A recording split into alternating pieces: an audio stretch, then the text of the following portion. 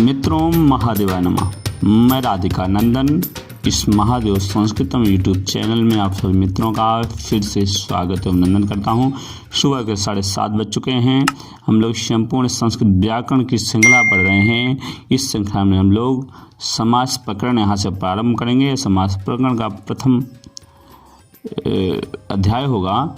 इसमें हम लोग समास क्या है, समास किसे कहते हैं, समास में महत्वपूर्ण पद का विषय क्या है और इनके प्रमुख भेद क्या हैं, इस पर बात करेंगे। तो आइए चलते हैं समास एवं उनके भेद को देखते और समझते हैं। देखिए स्लाइड में आपको सर्वप्रथम हम लोग समास कैसे बना इसको समझेंगे। तो समास शब्द पुल्लिंग शब्द है, जो समास शब्द की व्युत्पत्ति सम उपसर्ग पूर्वक अस धातु से घ प्रत्यय लगकर समासः शब्द बना। देख लें, सम उपसर्ग पूर्वक अस धातु से घ प्रत्यय लग के समासा बना। यहाँ पे तीन चीजें आपको हैं, एक सम उपसर्ग है, अस धातु है और घ प्रत्यय लग। एक बात समझ लें कि जिन जिन में घ प्रत्यय लगता है, जिस शब्द में घ प्रत्यांत शब्द होते हैं वो सदैव पुल्लिंग होते हैं। इस प्रकार से समास हमारा क्या है, पुल्लिंग शब्द है। समास क्या हमारा पुल्लिंग शब्द है। अब आइए इसकी समास की परिभाषा हम देखें यदि, तो अनेक पदानाम एक पदी भवनम समासा, अर्थात अनेक पदों का एक पद हो जाना ही समास है। देखिए अनेक पद होंगे मतलब एक से अधिक ज़्यादा पद हों और वो एक पद हो जाए, अर्थात मिलकर एक पद हो जाए, उसे समास कहते हैं। अब यहाँ पद क्या है समझ लें। इसके पहले हम लोगों ने संज्ञा सूत्र पढ़ा। आप वीडियो की प्लेलिस्ट में डिस्क्रिप्शन में जाके संपूर्ण संस्कृत व्याकरण की प्लेलिस्ट देख सकते हैं, वहाँ आपको क्लियर हो जाएगा। इसलिए यदि आप व्याकरण का अध्ययन कर रहे हैं तो आप समस्त क्रम से अध्ययन करना चाहिए। हम लोगों ने पूरा प्लेलिस्ट बनाया हुआ है, आप जाकर क्रम बाई क्रम देखते रहें तो इससे आपको पूरा समझ में आएगा। अब पद क्या, यहाँ थोड़ा सा हल्का सा निर्देश कर देना चाहते हैं कि जो शब्द कृदंत प्रत्यांत और शुभ प्रत्यांत सुप्तडंतम पदम अर्थात सुबंत और तिडंत युक्त शब्द ही पद संज्ञा होते हैं, अथवा कृत तद्धित समासास्य से भी पद संज्ञा बताई जाती है।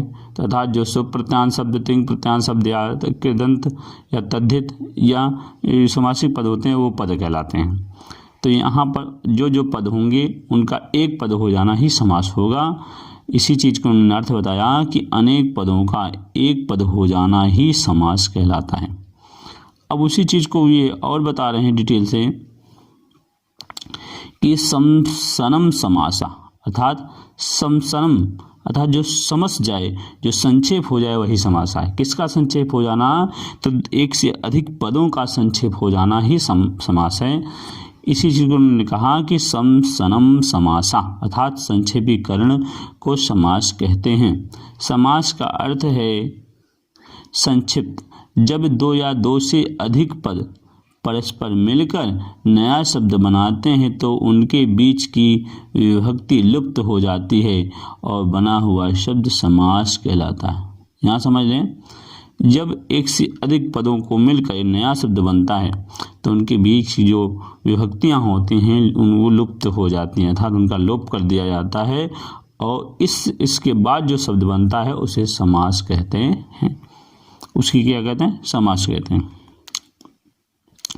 आगे और देखते हैं कि समास में महत्वपूर्ण एक जो चीज़ बताते हैं कि लुप्त हो जाते हैं वो समास कहते हैं।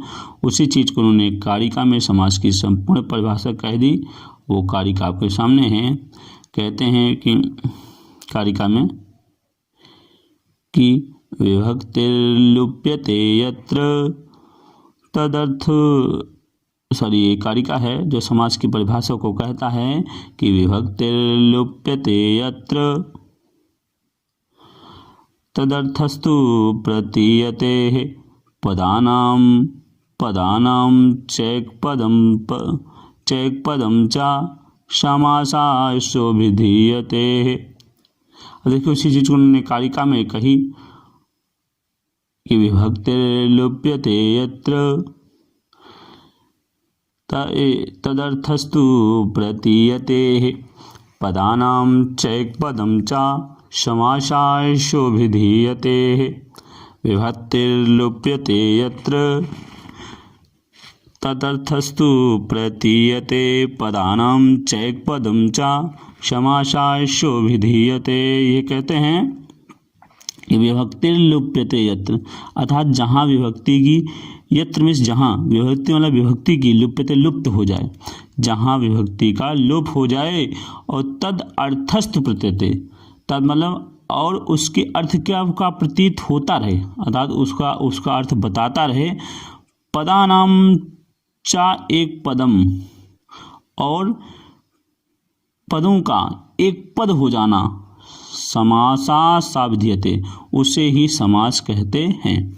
फिर समझ लें, कहते हैं कि विभक्ति लुप्यते यत्र, जहाँ विभक्तियों का लोप हो जाए, तदर्थस्थ प्रत्ययते, फिर भी परंतु उसका अर्थ प्रतीत होता रहे, और अनेक पदों का एक पद हो जाना ही पद हो जाए, उसे ही समास कहते हैं।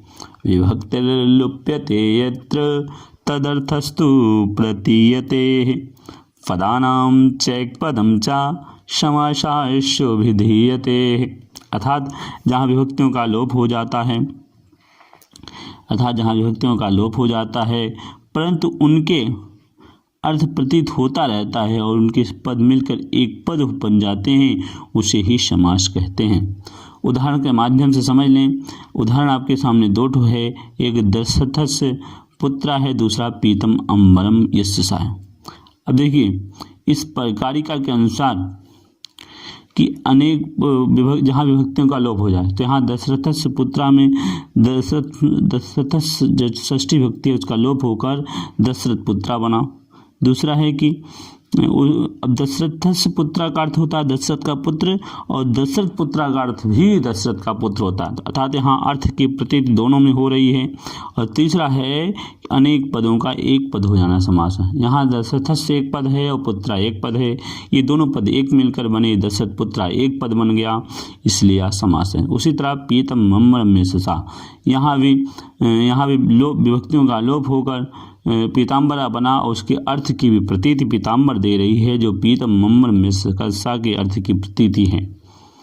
और अनेक पदों अर्थात पीतम मम्मर में ससा, इसमें चार पद थे, उनका मिलकर एक पद हो गया, पीताम्बरा हो गया, इसलिए यह समास है। अब समास में दूसरा महत्वपूर्ण विषय है विग्रह, कि समास समस्त पद हम कर लेते हैं, इन समस्त पदों को जो तोड़ते हैं, अर्थात जो टूटा हुआ पहला शब्द है, जैसे दशरथ पुत्रा, यह समस्त पद है, और दशरथ पुत्रा इसका समासिक पद है। अब इसको समझते हैं कि विग्रह क्या है। दशरथ पुत्रा ये समासिक पद है, और दशरथस्य पुत्रा ये विग्रह वाक्य है। विग्रह समझते हैं। विग्रह का परिभाषा उन्होंने कहा कि वृत्त्यर्थावबोधकम वाक्यम विग्रह, अर्थात वृत्त्यर्थावबोधकम वाक्यम विग्रह, कहने का अभिप्राय है कि वृत्ति के अर्थ का जो अवबोधक है, जो बताने वाला है वाक्य है, उसे विग्रह कहते हैं। अर्थात वृत्ति के अर्थ को बताने वाले वाक्य को विग्रह कहते हैं। वृत्ति क्या है? तो समास वृत्ति, समास वृत्ति के अर्थ को जो बताए ऐसे वाक्य को विग्रह कहते हैं। इसी चीज को उन्होंने अर्थ कहा कि समास वृत्ति के अर्थ का बोध कराने के लिए जो वाक्य होता है उसे विग्रह कहते हैं। विग्रह की परिभाषा है वृत्त्यर्थावबोधकम वाक्यम विग्रह, अर्थात समास वृत्ति के अर्थ का अवबोधक वाक्य ही विग्रह कहलाता है।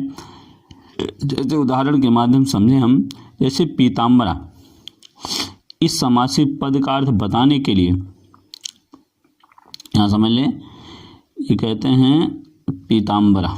देखिए पीताम्बरा शब्द है, इस समासिक पद का अर्थ बताने के लिए पीतम अम्बरम यस्सा, यह जो वाक्य है यही विग्रह कहा जाता है, इसे ही विग्रह कहते हैं।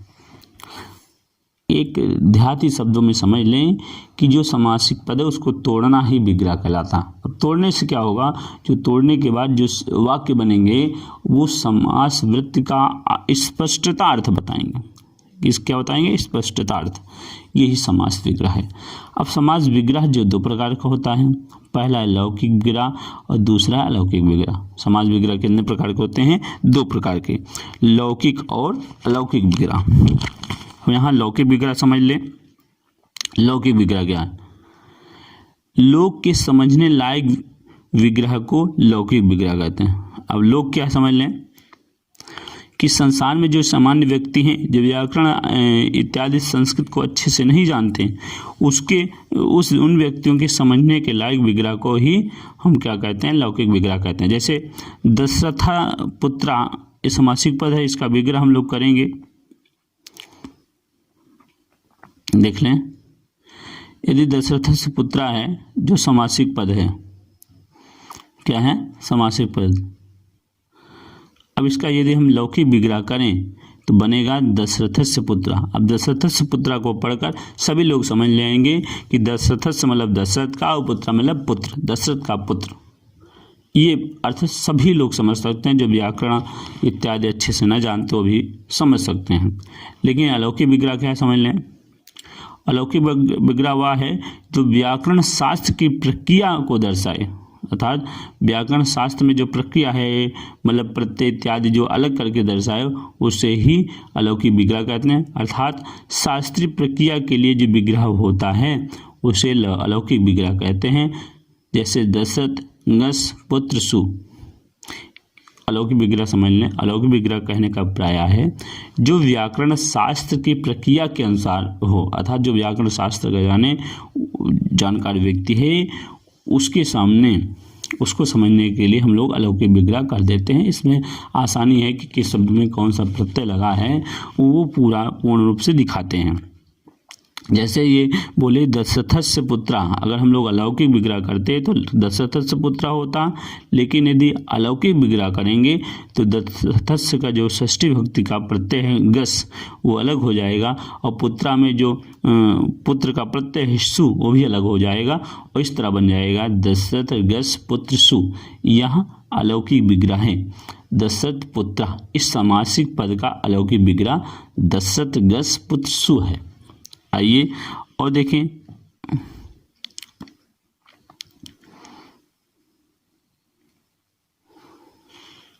यहां समझ लें समस्त पद क्या है।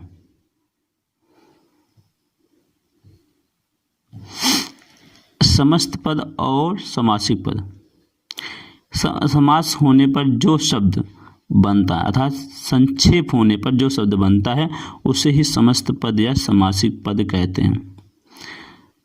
अर्थात जैसे जो विग्रह है, विग्रह के बाद जो इसका संयुक्त रूप से जुड़ेगा, संक्षेपी का होगा अनेक पदों का, वही समस्त पद या समासिक पद है। जैसे अधिगोपम चंद्रशेखरा त्रिभुवनम राम कृष्ण, समस्त पद या समासिक पद कहे जाएंगे। इतना समझ लिया। विग्रह क्या है, पदों का अलग अलग होना। समस्त पद क्या है, पदों का एक मिल जाना, समस्त पद है, समासिक पद है। अब हम लोग समास के भेद पर बात करेंगे। समास के भेद कितने हैं, देखिए। लघु सिद्धांत कौमुदीकार और पाणिनि व्याकरण में समास के 5 भेद बताए गए हैं। समासा पंचधा ऐसा कहा गया है कि लघु सिद्धांत कौमुदी के लेखक वरदराज ने समास के मुख्य रूप से 5 प्रकार के बताए हैं और कहा है समासा पंचधा। इसमें समासा पंचधा में आप समझ लें कि पहला समास आएगा केवल समास, फिर अव्यय भाव समास, फिर तत्पुरुष समास, फिर द्वंद्व समास और बहुव्रीहि समास। ये समास के 5 भेद हैं। ठीक है, ये समास के 5 भेद हैं। परंतु माध्यमिक शिक्षा परिषद की पाठ्य पुस्तकों में समास के 6 भेद बताए गए हैं। अतः आप सभी यदि यूपी टेट के परीक्षार्थी के लिए समास के लिए 6 भेद मानना चाहिए। अब 6 भेद कौन कौन से हैं देख लें, क्योंकि हम लोग अभी माध्यमिक शिक्षा परिषद को पढ़ के आए हैं, यूपी बोर्ड में जो किताबें हैं उसको पढ़ के आए हैं, तो इसलिए आप उसके अनुसार 6 हैं। लेकिन यदि व्याकरण शास्त्र की प्रक्रिया के अनुसार देखें तो समास के 5 भेद हैं। जो 6 भेद हैं उसका इस प्रकार हैं। पहला है तत्पुरुष, पहला क्या है, अव्यय भाव समास, फिर है तत्पुरुष समास, फिर तीसरा है कर्मधारय, चौथा है द्विगु, और 5वां है द्वंद्व, और छठा है बहुव्रीहि समास। यहाँ समझ लें कि तत्पुरुष का भेद कर्मधारय है और कर्मधारय का भेद द्विगु है। ये ऐसा लघु सिद्धांत कौमुदीकार कहते हैं। और ये बाकी 3 आप जानती हैं, अव्ययभाव, तत्पुरुष, ये अब तत्पुरुष, द्वंद्व और बहुब्रीहि। कितना हुआ? 4 भेद। इन्होंने केवल समास से एक और जोड़ दिया, इस तरह 5 भेद बता दिया, समास भेद जोड़ के 5 भेद बता दिया। और जो तत्पुरुष का कर्मधारय और द्विगु है, तो उस भेद कर्मधारय और कर्मधारय का द्विगु जो भेद है वो तत्पुरुष के अंदर ही गिन लिया।